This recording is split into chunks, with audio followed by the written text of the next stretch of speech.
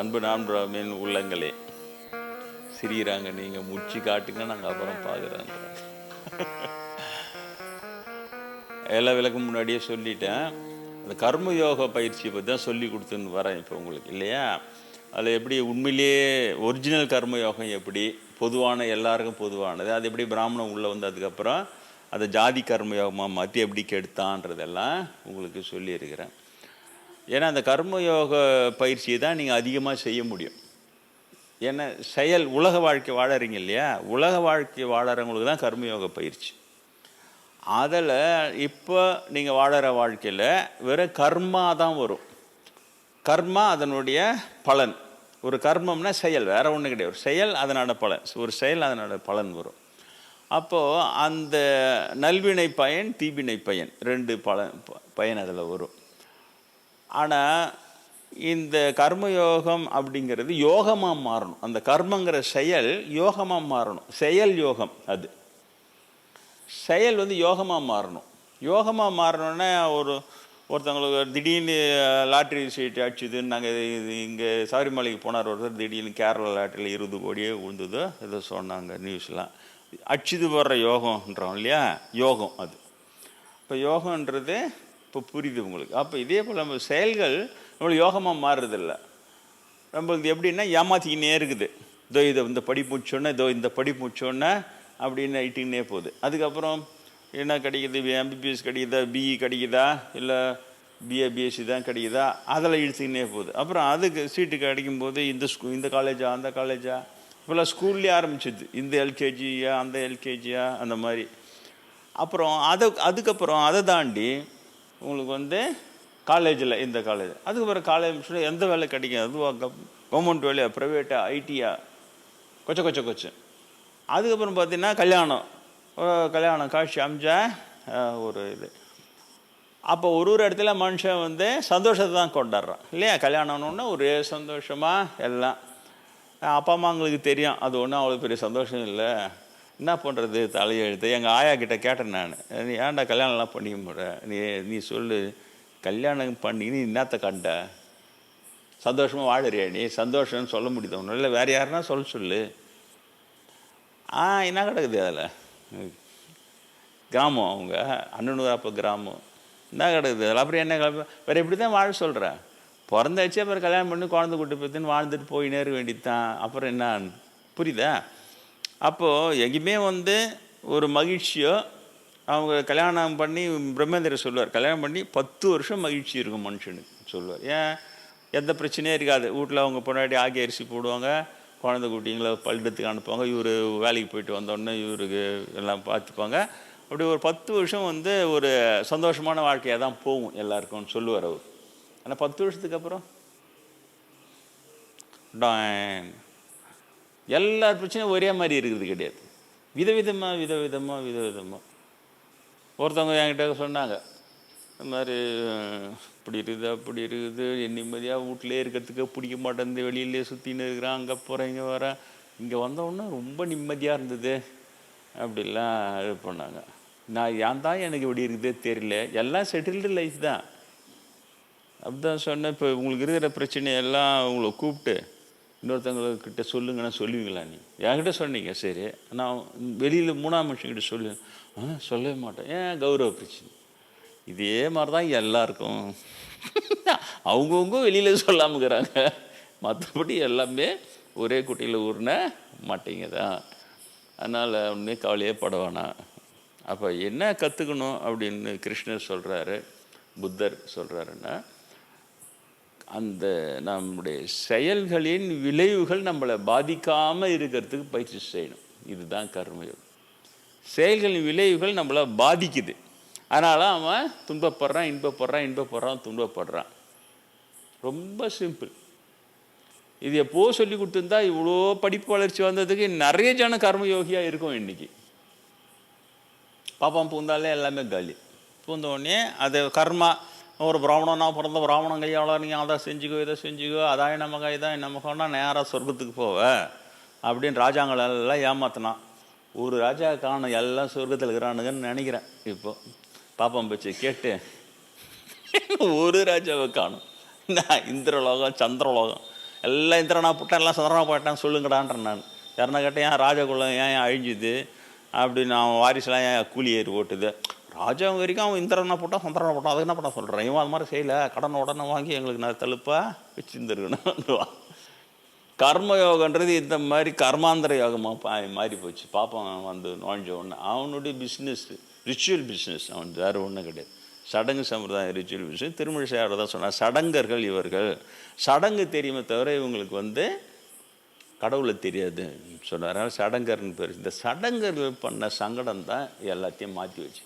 இது எளிமையாக இருக்குது இல்லையா? அதனால் நீங்கள் என்ன செய்ய போகிறீங்க அதை விடுங்க. அவன் பாப்பானை திட்டியாச்சு, அவனை திட்டியாச்சு, போயாச்சு, வந்தாச்சு, சரி இப்போ என்ன செய்யுது அப்படின்னா, அந்த கர்மம் தினம் நீங்கள் வந்து நீங்கள் பாணி இப்போ வாடுற வாழ்க்கையே வாழுங்க. காலையில் டீ காஃபி டிஃபனு சாப்பாடு, சாயங்காலம் சீரியல், மத்தியானம் சினிமா, ஏதோ டிவியில் என்னென்ன காட்டுறோன்னா எல்லாத்தையும் பார்த்து இல்லையா, அப்படி என்ன பண்ண போகிறாலே தெரியலையே. அவள் நாத்தனார்காரியை அவளை வந்து அன்னிகாரியை காலி பண்ணுறதுக்கு ஆல் செட் பண்ணிட்டா, அவன் என்ன வருவானே வருவானு சொல்லிட்டு ஒரு கவலையாக வாழ்ந்து, அப்புறம் மறுநாள் பார்த்தோன்னா அது சொல்யூஷனே கொடுக்க மாட்டான். நீ அடுத்த வாரம் பாருங்கள், ஐயோ ஒரு வாரங்குது, எல்லாம் வாழுங்க, நான் வாழணும்னு சொல்லலை.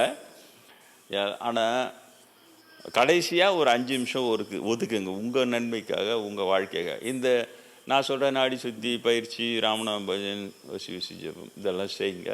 செஞ்சுட்டு கடைசியாக நீங்கள் வந்து வீட்டில் தூங்க போகிறதுக்கு முன்னால் நிம்மதியாக உட்காந்து, என்ன அர்த்த ஜாமம் பூஜை பண்ணுறாங்க இல்லையா கோயிலில், சாமிகளுக்கு என்னத்துக்கு பண்ணுறாங்க, தூங்க வைக்கிறாங்க. சாமியை தூங்க வைக்கிறதுக்கு முன்னால் ஒரு நம்ம கும்பிட, அதே போல் நம்மளும் தூங்குறதுக்கு முன்னால் ஒரு சாமியை நினச்சிட்டு தூங்கணும். அப்போ அந்த நேரம் உட்காந்து பொறுமையாக இன்னைக்கு ஒரு நாள் பூரா நம்மளுடைய மனசு எதையால் பாதிச்சுது தெரியுதா? இவங்க குத்தலாக சொல்லிட்டான், இவன் வந்து நம்மளை வந்து திட்டிட்டு போயிட்டான், என்ன இந்த நம்ம பசங்க இந்த மாதிரி பண்ணிடுச்சிங்க, இன்றைக்கி மனசு கஷ்டமாக இருக்குது, இப்படி கேட்டுடுச்சு ஒரு கேள்வி, அது அப்படி கேட்டுடுச்சு ஒரு கேள்வி, எல்லாம் அந்த ஒரு நாள் நடந்ததை மட்டும் நினச்சி பாருங்க.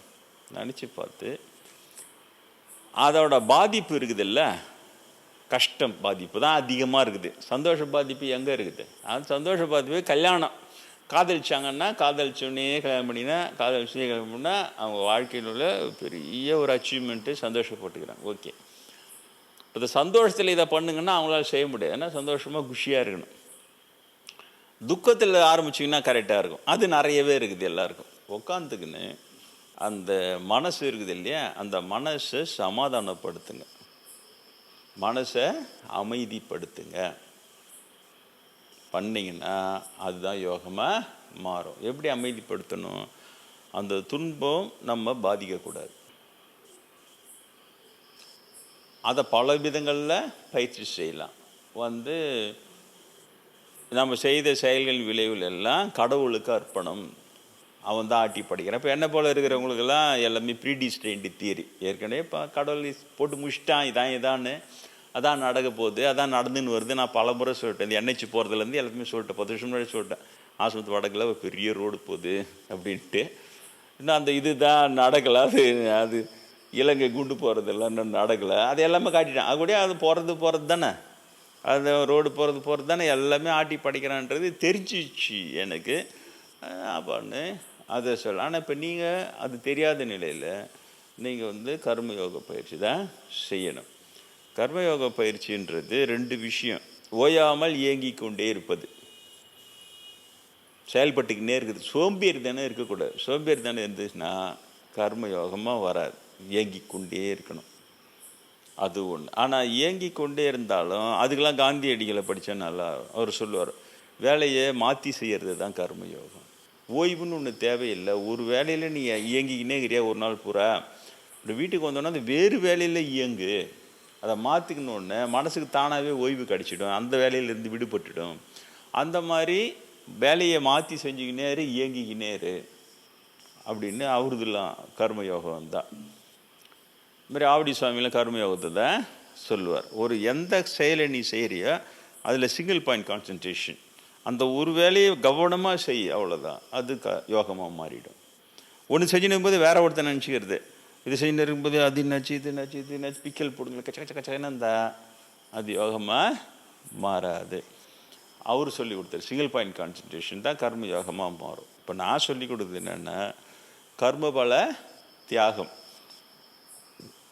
நம்ம செய்த செயல்களின் விளைவுகள் நம்ம மனசை பாதிக்காமல் பார்த்துனா தான் அது யோகமாக மாறும். அப்படி எப்போ பாதிக்காமல் இருக்குதுன்னா அதுக்கப்புறம் தான் இதெல்லாம் வருது. அன்பு, கருணை, இரக்கம் இதெல்லாம் வந்தோடனே அது ஈஸியாக இருக்குது மனசு. இப்போ நான் உங்களுக்கு அந்த சொன்னேன், துர்காதேவி எப்படி நான் இலங்கை தமிழர்களுக்காக சிதம்பரத்தில் படிச்சுட்டு இருக்கும்போது இளமையாக்கினார்கள் துர்கை கிட்ட போய் அழுகுறேன். என்னால் துக்கம் தாங்க முடியல, இவ்வளோ கொடுமைப்படுத்துகிறாங்க, நான் இருந்து என்ன பிரயோஜனம், என் கண்ணெதிர்க்கே இவ்வளோ நடக்குது, நான் எதையுமே செய்ய முடியாமல் வெறுமனே அழுகுறேன் சொல்லிட்டு துர்கை கிட்ட போயிட்டு அவங்க கண்டுபிடிச்ச கர்ம யோகம் என்ன தெரியுமா, போடா மனசை பிடிங்கி வெளில தனியாக தூக்கி விசிறி எறிஞ்சிட்டாங்க. இப்போ அந்த மாதிரி உங்களால் செய்ய முடியாது, என்னாலையும் உங்களுக்கு செய்ய முடியாது. துர்கையால் மட்டும்தான் அது முடியும். மனசு உண்மையில் காலியாக போச்சு, பிடிங்க அடிச்சாங்க, காலியாக ஆயிடுச்சு, யோகமாக மாறி போச்சு. இப்போ எனக்கு துக்கமும் பாதிக்கலை, சந்தோஷமாக பாதிக்கலை. ஆனால் நீங்கள் உங்களால் அப்படி முடியாது. நீங்கள் பயிற்சி தான் செய்யணும்.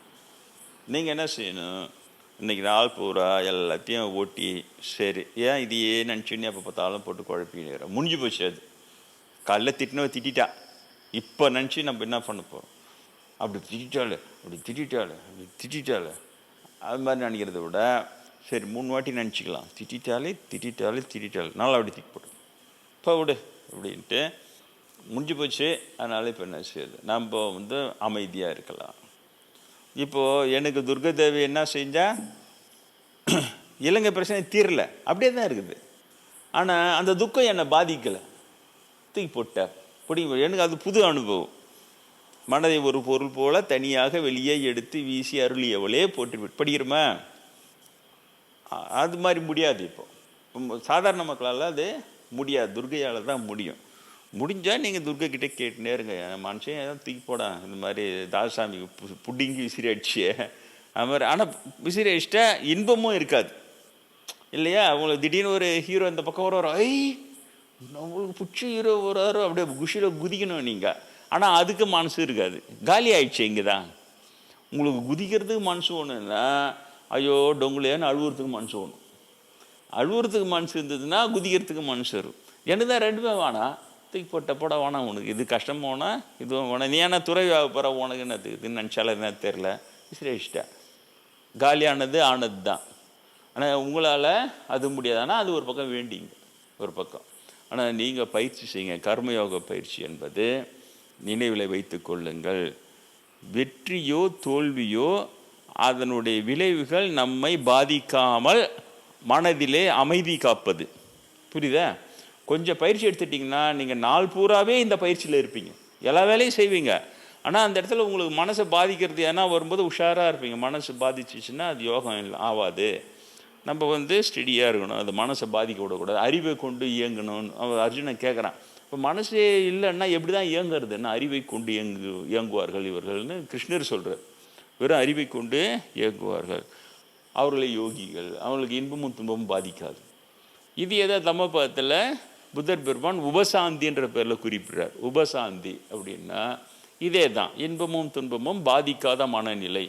அதை யார் எட்டி பிடித்தானோ ஒரு நாள் வாழ்ந்தாலும் அதுதான் பயனுள்ள வாழ்வு. இதை எட்டி பிடிக்காமல 100 வயசு வாழ்ந்தாலும் அந்த வாழ்வு வீணு. இப்போ வர தம்மபதெல்லாம் அதுதான் எடுத்துன்னுக்கிறேன். புரியுதா? எல்லாம் ஒன்று தான். மனசு வெற்றி தோல்வி இன்பத்துன்பம் அது பாதிக்காமல் இருக்கிறது, நாமளே பயிற்சி செய்து பாதிக்காமல் வச்சுக்கிறது. இப்போ என்ன போல் பக்தர்கள் துர்கா பிடிங்க விசிறி அடிச்சு அதில் அதை காப்பாற்றிடுறது. அந்த வெற்றி தோல்வியோ அந்த பாதிப்போ உனக்கே மனசுன்னு ஒரு கருவி இருந்தால் தானே தூக்கி விசிறி அடிச்சிருது. எப்படி பார்த்தாலும் எல்லாம் எங்கே முடியுது, இன்பம் துன்பம் இவைகள் நம் மனதை பாதிக்காமல். இப்போ தினம் உட்காந்துங்க, இன்றைக்கி என்னன்னாலும் குஷியாக குச்சோம் நம்ம ஐச்சா அப்படியா எப்படியா, அது வானா நம்மளுக்கு தெரியுதா? அது ஏன்னா அமைதி இல்லை. அப்புறம் என்னென்னாலும் கஷ்டப்பட்டோம், இந்த கஷ்டம் இந்த இது அது இது தூக்கி போட அது வேணான்னு வேறு என்ன பண்ணுறது, சீரியலில் பார்த்து என்னத்துக்கு சீரியல் அதுக்கு சம்மந்தமே இல்லை. அதில் அவ்வளோ பிரச்சனை வந்து இருக்கிற பிரச்சனை இல்லாமல் ஆதிக்கம் சேர்த்து அதுக்காக அழுவுறது அப்படியே. ஐயோ இப்படி ஆயிடுச்சு, ஐயோ அப்படி ஆயிடுச்சுன்ட்டு இருக்கிறத பிரச்சனையில் ஈடுபட்டால் போதும் இருக்குது. அந்த டிவியில் கதையில் இருக்கிறதெல்லாம் தூக்கின்னு சோமம் வந்து சுற்றின்னு வருது. அது வானம் இனிமேல் குறைச்சிக்கலாம், நம்மளால் டிவி பார்க்காம இருக்க முடியாது. சரி இப்போ 4 சீரியலில் இனிமேல் 2 சீரியல் பார்க்க வேணாம், 2 மட்டும் பார்த்தா போதும், குறைச்சிக்கோ. இந்த மாதிரி நீங்கள் பயிற்சி செய்யணும்.